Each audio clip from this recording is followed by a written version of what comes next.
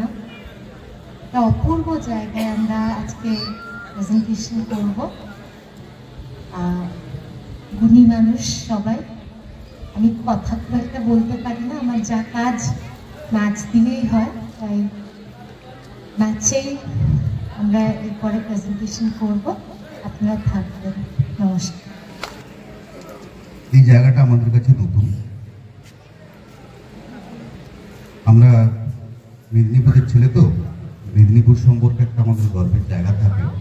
সেই জায়গা থেকে আমাদের এতকাল আমি বলে এসেছি যে মহিষাদলে যে দোল উৎসব হয় বা তাকে কেন্দ্র করে যে অনুষ্ঠান হয় সেটা শান্তিনিকেতনের সঙ্গে তুলনীয়। আজকে বলছি যে এই পলাশ পর্ব যেটা দেখলাম এত সুন্দরভাবে এত গুণীজন নিয়ে এরকম একটা পরিবেশে যে অনুষ্ঠানের আয়োজন করা হয়েছে, মহিষাদল নয়, এই পলাশ পরব হয়তো শান্তিনিকেতনের সঙ্গে তুলনীয়। সবাই ভালো থাকবেন। আমাদের অনুষ্ঠান রয়েছে দেখবেন, ছৌ রয়েছে দেখবেন।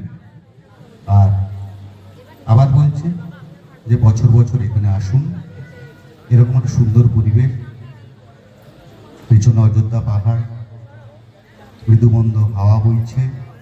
আপনারা সবাই ভিড় করে আজকের এই সন্ধ্যাটাকে সাফল্যমণ্ডিত করুন। ধন্যবাদ।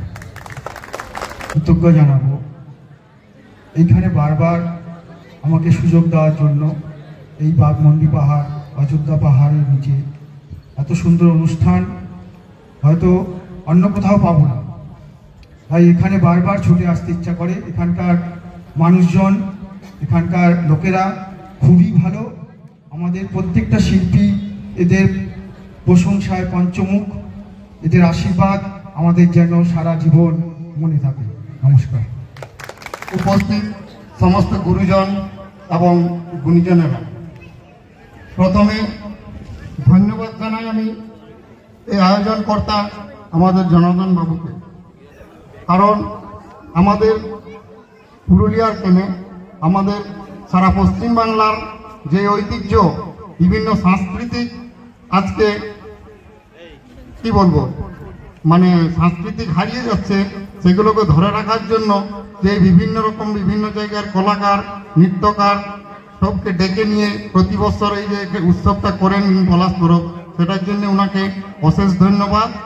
আর বিশেষ কিছু বলছি না, আর কিছুক্ষণের মধ্যেই দেখতে পাবেন আমাদের ছৌ নৃত্য এবং ওই যে উনি এসছেন ওনাদের নৃত্য। তাই আর বিশেষ কিছু বলছি না। নমস্কার।